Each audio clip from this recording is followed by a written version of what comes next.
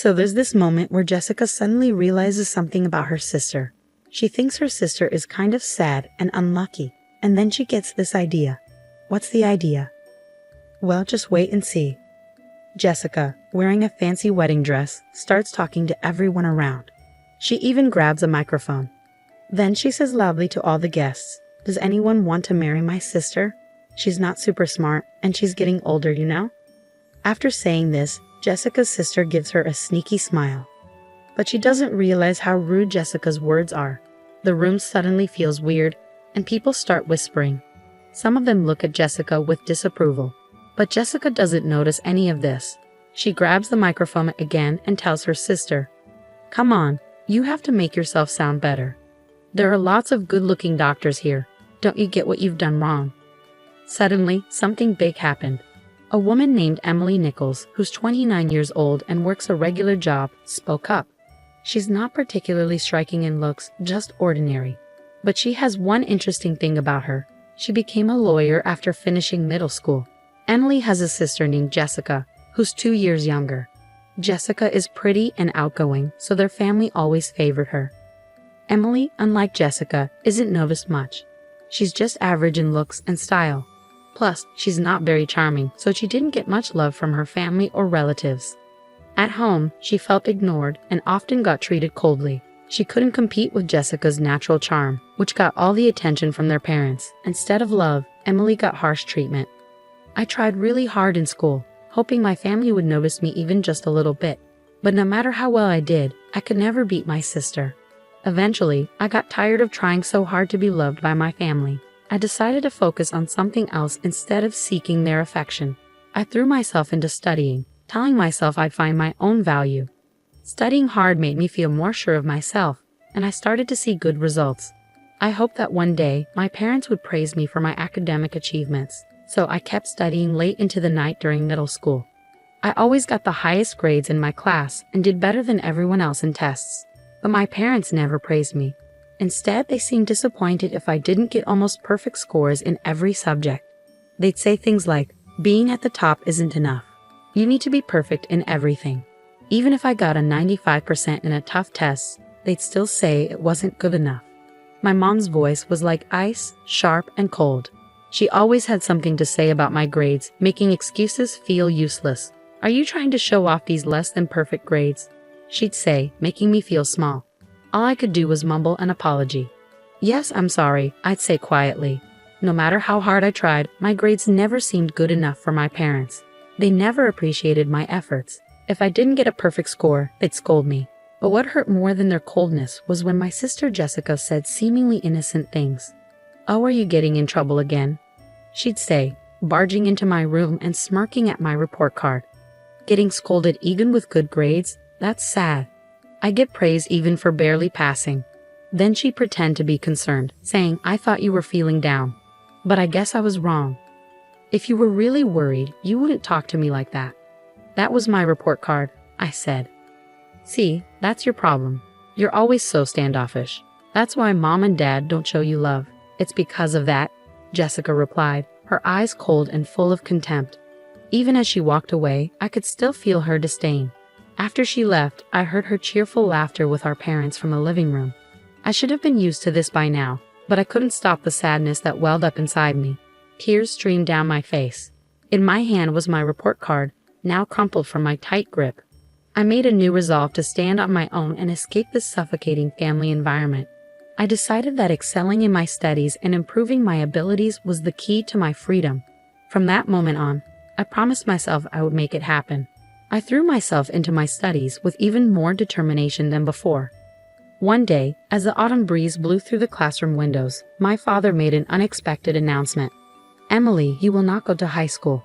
You need to start looking for a job immediately," he said coldly. I was shocked and didn't know what to say.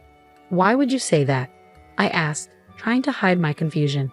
My father replied, "It's not worth investing more in you. If you want to go to high school, you'll have to pay for it yourself. If you can't do that, you'll have to give up." "But I'm still in middle school. I can't get a job that pays enough. How am I supposed to?" I tried to argue, but he wouldn't listen.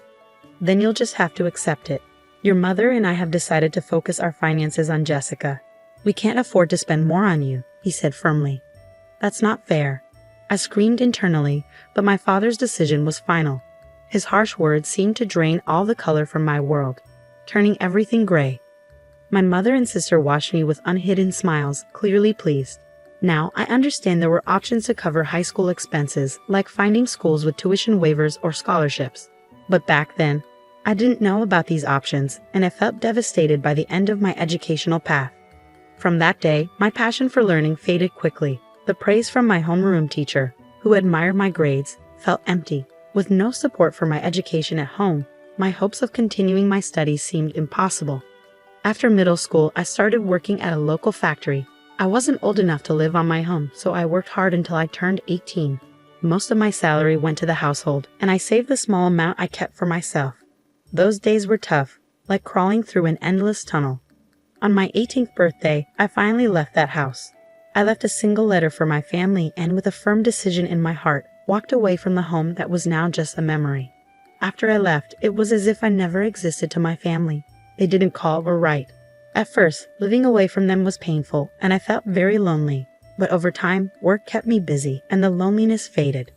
Living independently, the stress from home disappeared, and I felt a new sense of mental freedom.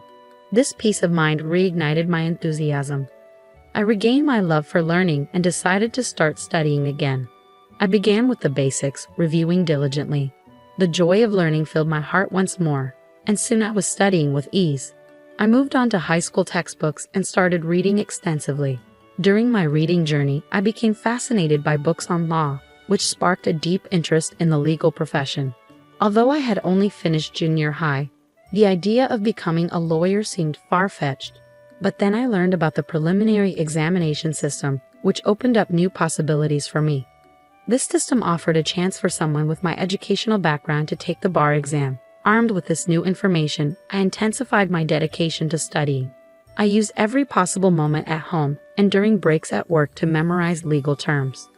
During lunch, I would eat while studying for the bar exam.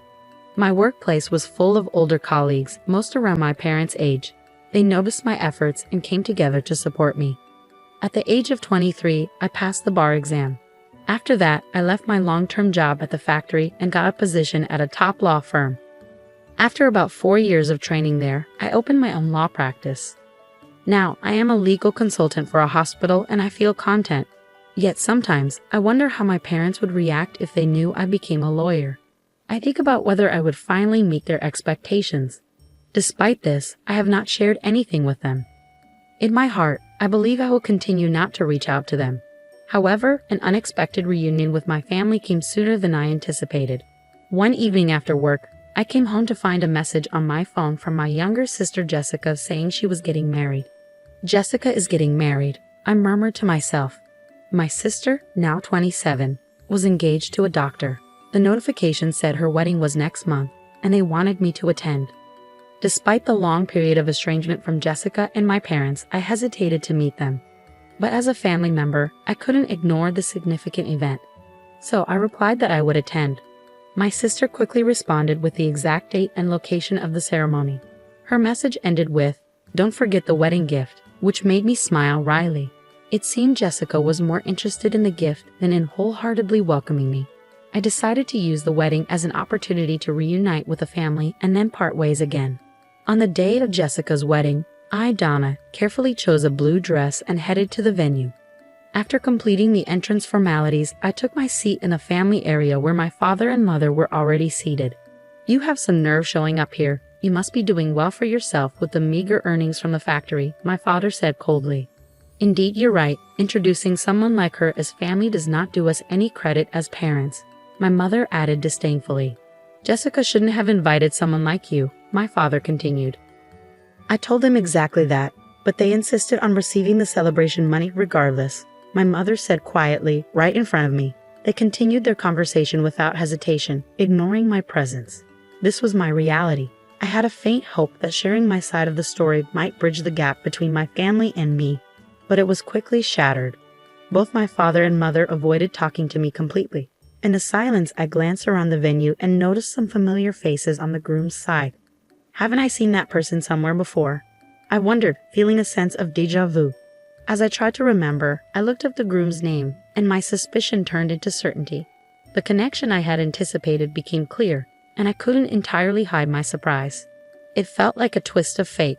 However, I decided to keep my emotions in check and quietly participate in the ceremony.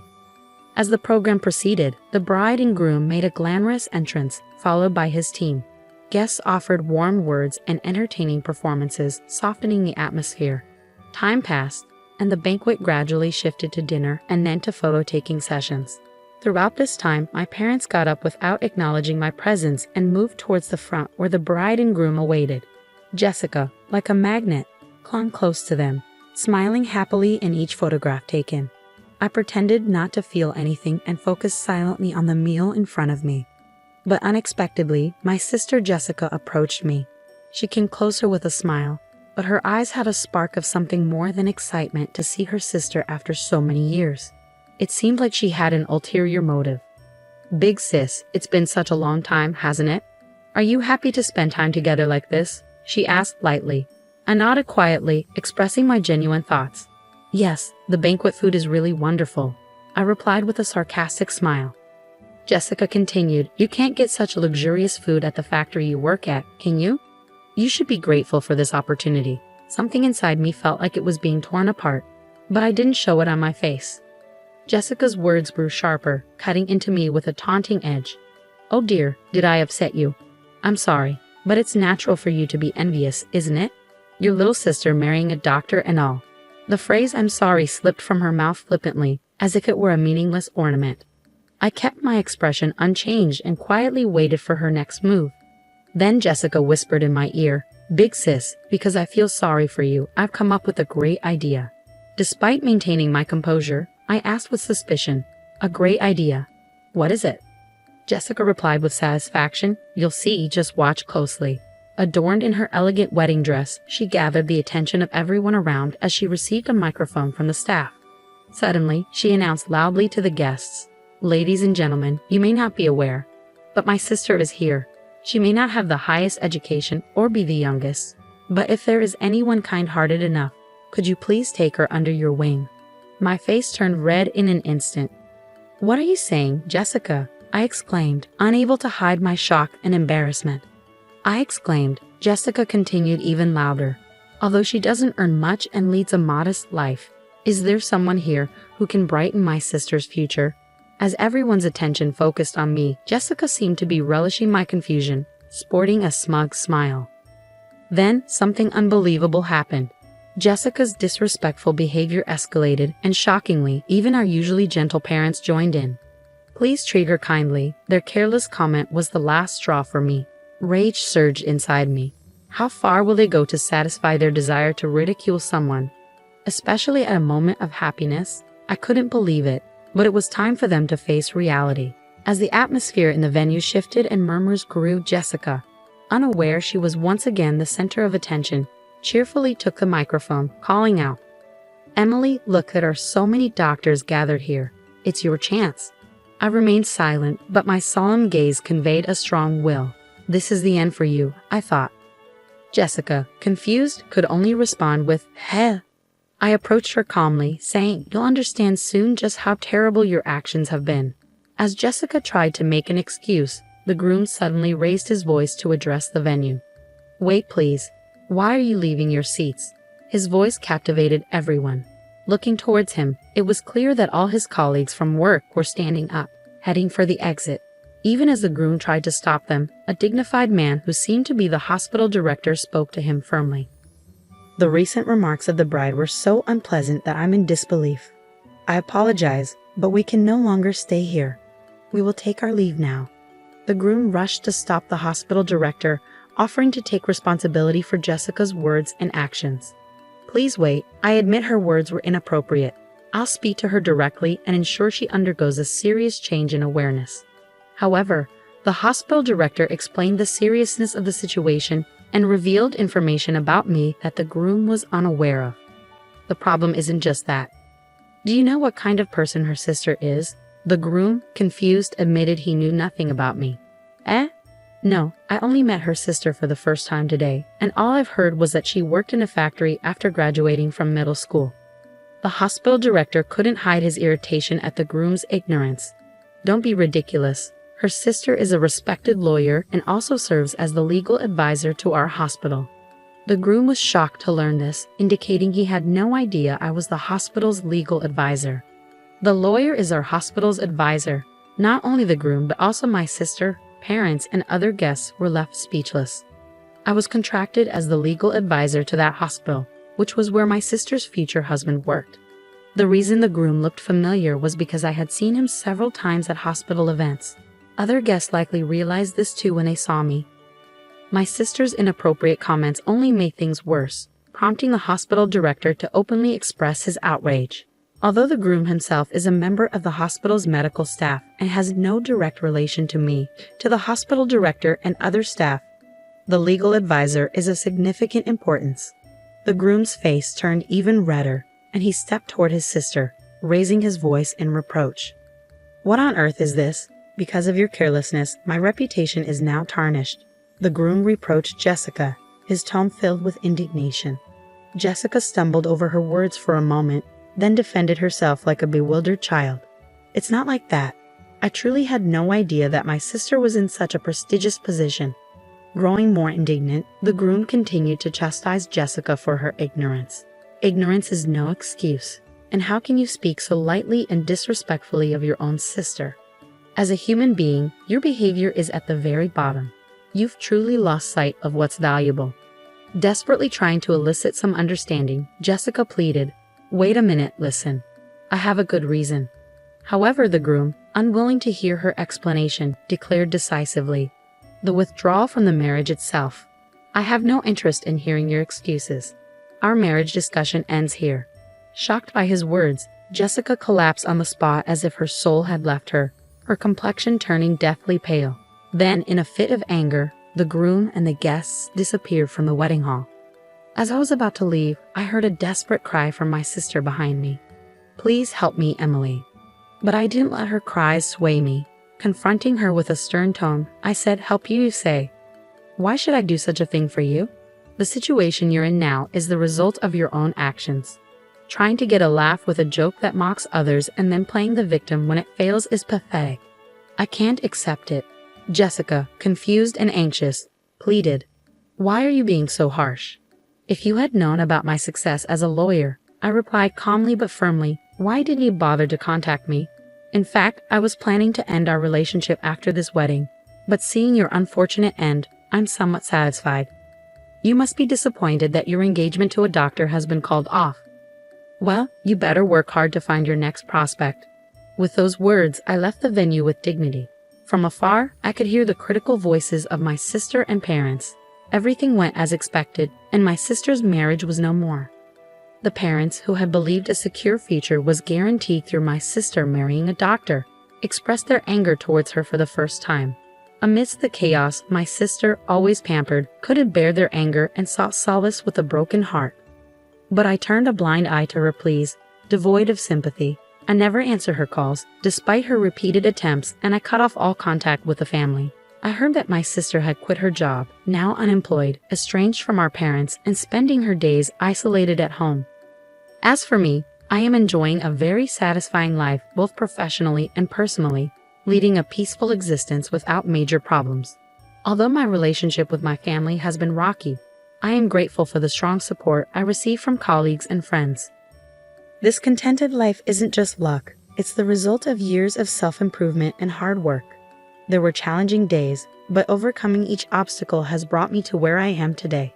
Reflecting on my past struggles and their impact on my growth, I aspire to continue living a fulfilling life at my own pace, setting achievable goals while minimizing stress.